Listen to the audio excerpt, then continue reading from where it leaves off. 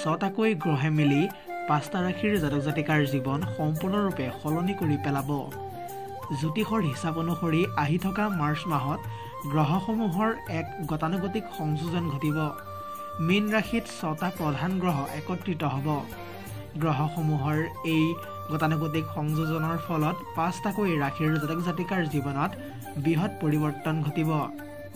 জ্যোতিষৰ হিচাপ অনুসৰি 2025 বৰ্ষৰ মাৰ্চ মাহত জ্যোতিৰ্বিজ্ঞানৰ এক আচৰিত পৰিঘটনাৰ সন্মুখীন হ'বলৈ গৈ আছে পাঁচটা ৰাশিৰ জাতক জাতিকাই, য'ত মীন ৰাশিতেই ছটা গ্ৰহ একত্ৰিত হ'বলৈ গৈ আছে। এক কথা ক'বলৈ গ'লে চলিত মাহত অৰ্থাৎ বৰ্তমান সময়ত শুক্ৰ আৰু ৰাহু মীন ৰাশিত উপস্থিত। লগতে এই ফেব্ৰুৱাৰী মাহতেই বুধ গ্ৰহে মীন ৰাশিত ট্ৰেনজিট কৰিব। ইয়াৰ পিছতেই আহি থকা 14 মাৰ্চৰ পৰা সূৰ্যই এই ৰাশিত অন্তৰ্ভুক্ত হৈ থাকিব। আহি থকা 24 মাৰ্চত চন্দ্ৰ আৰু 29 মাৰ্চত শনি মীন ৰাশিত প্ৰৱেশ কৰিব। এনে পৰিস্থিতিত 29 মাৰ্চত মীন ৰাশিত বিশেষ ছটাকৈ গ্ৰহে মিলি পাঁচটাকৈ ৰাশিৰ জাতক জাতিকাৰ জীৱন সম্পূৰ্ণৰূপে সলাই পেলাব। এইসমূহ গ্ৰহৰ সংমিশ্ৰণৰ ফলত শুভ আৰু অশুভ যোগৰ সৃষ্টি হ'ব আৰু তাৰ পৰিপ্ৰেক্ষিতত আহি থকা মাৰ্চ মাহত পাঁচটা ৰাশিৰ জাতক জাতিকাৰ জীৱন সম্পূৰ্ণৰূপে সলনি হৈ পৰিব। তাৰে ভিতৰত ক'বলৈ গ'লে প্ৰথমটো ৰাশিয়েই হৈছে মিথুন ৰাশি। মিথুন ৰাশিত ছটাকৈ বিশেষ গ্ৰহৰ শুভ প্ৰভাৱ পৰিব। বৈবাহিক ক্ষেত্ৰত স্বামী স্ত্ৰীৰ মাজৰ সম্পৰ্কটো আগৰ তুলনাত দুগুণ সুখময় হ'ব। পৰীক্ষাৰ্থীসকলে শিক্ষাৰ ক্ষেত্ৰত ভাল প্ৰতিফলন দেখিবলৈ পাব। লগতে মাৰ্চ মাহতেই আপুনি বহু পৰিমাণৰ ধন লাভ কৰিব পাৰে। ব্যৱসায় চাকৰি আদিৰ লগত জড়িত লোকসকলে আহি থকা মাৰ্চ মাহতেই কৰ্মৰ ক্ষেত্ৰত নতুন সুযোগ লাভ কৰিব। শুভ সময় অনুসৰি মাৰ্চ মাহৰ 17 তাৰিখে বিয়লি 2:15 পৰা 5:37 ভিতৰত ভাল খবৰ লাভ কৰিব। যদিও মিথুন ৰাশিৰ জাতক জাতিকাৰ ভিতৰত কিছু সংখ্যকে বেয়া সময়ৰো সন্মুখীন হ'ব পাৰে। আহি থকা মাৰ্চ মাহৰ 19 তাৰিখৰ পৰা 24 তাৰিখৰ ভিতৰত কঠিন পৰিস্থিতিৰ সন্মুখীন হ'ব পাৰে মিথুন ৰাশিৰ জাতক জাতিকাসকল। গতিকে আপুনি যদিহে পাৰে তেন্তে সাৱধানতা অৱলম্বন কৰিব। কোনো মানুহক মনৰ কথা খুলি ভুলতো নক'ব। লগতে প্ৰেমৰ ক্ষেত্ৰত কিছু বাধা আহিব পাৰে। গতিকে আপোনজনক অলপমান সময় দিবলৈ একেবাৰেই নাপাহৰিব।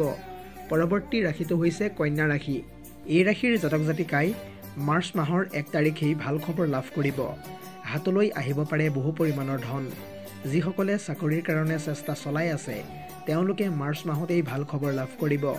লগতে শনি আৰু কেতুৰ কুপ্ৰভাৱৰ ফলত আপুনি মাৰ্চ মাহৰ মাজভাগত আকস্মিক ঘটনাৰ সন্মুখীন হ'ব পাৰে। তাৰ বাবে আপুনি কিছুমান সাৱধানতা মানি চলিব লাগিব। ব্যৱসায়ৰ লগত জড়িত লোকসকলে ভাল খবৰ লাভ কৰিব পাৰে। ইয়াৰ উপৰিও তেওঁলোকৰ হাতলৈ আহিব পাৰে বহু পৰিমাণৰ ধন। পৰৱৰ্তী ৰাশিটো হৈছে তুলা ৰাশি। এই ৰাশিৰ অন্তৰ্গত জাতক জাতিকাসকলে চাকৰিৰ ক্ষেত্ৰত কিছুমান বাধা আছে যদিও এপ্ৰিল মাহৰ মাজভাগত অৰ্থাৎ 14 এপ্ৰিলৰ পৰা 22 এপ্ৰিলৰ ভিতৰত ভাল খবৰ লাভ কৰিব পাৰে। অৱশ্যে তুলা ৰাশিৰ জাতক জাতিকাসকলে চাকৰিতকৈ ব্যৱসায়ৰ ক্ষেত্ৰত পদোন্নতি লাভ কৰিব পাৰে। লগতে মাৰ্চ মাহত আপুনি মানসিকভাৱে ভাঙি পৰিব পাৰে। গতিকে মাৰ্চ মাহত অলপমান সাৱধানে থাকিব। পৰৱৰ্তী ৰাশিটো হৈছে সিংহ ৰাশি। এই ৰাশিৰ জাতক জাতিকাসকলে একেবাৰে অতি সহজতেই ভাল খবৰ লাভ কৰিব পাৰে মাৰ্চ মাহৰ আৰম্ভণিতেই। অৰ্থাৎ মাৰ্চ মাহৰ 2 আৰু 7 তাৰিখটো অতিকৈ শুভ দেখা গৈছে। ব্যৱসায়ৰ লগত জড়িত লোকসকলে সামাজিক ক্ষেত্ৰত সন্মান লাভ কৰিব।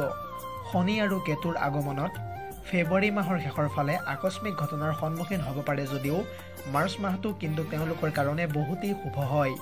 পৰীক্ষাৰ্থীসকলে শিক্ষাৰ ক্ষেত্ৰত যদিহে আৰু অকণমান চেষ্টা কৰে তেন্তে উন্নতিৰ পথত ভালদৰে অগ্ৰসৰ হ'ব পাৰিব।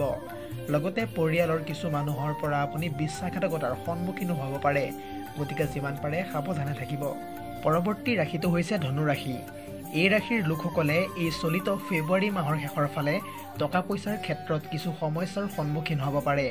এক কথা ক'বলৈ গ'লে তেওঁলোকৰ হাতৰ পৰা বিনা কাৰণত টকা অপব্যয় হ'ব। সামাজিক ক্ষেত্ৰত আপুনি অজস্ৰ সন্মান লাভ কৰিব। উল্লেখযোগ্য যে মাৰ্চ মাহত 7টা গ্ৰহৰ মিলনত শুক্ৰ, শনি আৰু বৃহস্পতিয়ে আপোনাৰ জীৱনটো সম্পূৰ্ণৰূপে সলাই পেলাব। বৃহস্পতি আৰু শনিৰ শুভদৃষ্টিৰ ফলত নতুন কিবা এটা কামৰ সন্ধান লাভ কৰিব পাৰে। শিক্ষাৰ্থীসকলে আগন্তুক পৰীক্ষাত ভাল ফলাফল লাভ কৰিব যদিহে তেওঁলোকে আৰু অকণমান চেষ্টা কৰে। পৰৱৰ্তী ৰাশিটো হৈছে কৰ্কট ৰাশি। কৰ্কট ৰাশিৰ জাতক জাতিকাসকলে মাৰ্চ মাহটো একেবাৰে বেয়া ধৰণে পাৰ কৰিব যদিও এপ্ৰিল মাহৰ শেষৰ ফালে লাভ কৰিব পাৰে আপুনি অপৰিসীম ধন সা সম্পত্তি। কিছু সংখ্যক লোকে আকৌ এপ্ৰিল মাহতেই জীৱনসংগীকো লগ পাব পাৰে। দিশ অনুসৰি উত্তৰ ফালে হ'ব জীৱনসংগীৰ ঘৰ। শনিৰ প্ৰভাৱত আপুনি শাৰীৰিকভাৱে ভাঙি পৰিব যদিও এপ্ৰিল মাহতেই আকৌ সকলোবোৰ আগৰ দৰেই হৈ পৰিব। লগতে বন্ধু বান্ধৱীৰ পৰা অলপ সাৱধানে থাকিব। কাৰোৰে লগত মনৰ কথা শ্বেয়াৰ নকৰিব, বিশেষকৈ মাৰ্চ মাহটোত। আজিলৈ ভিডিঅ'টো ইমানেই। যদিহে আপুনি আজিৰ এই ভিডিঅ'টোৰ পৰা কিবা নহয় কিবা এটা কথা জানিব পাৰিলে তেন্তে আমাৰ এই চেনেলটো ছাবস্ক্ৰাইব কৰি ভিডিঅ'টোত এটাকৈ কমেণ্ট কৰিবলৈ একেবাৰেই নাপাহৰিব। নতুন এটা ভিডিঅ'ৰ প্ৰতিশ্ৰুতিৰে আজিলৈ সমাপ্ত।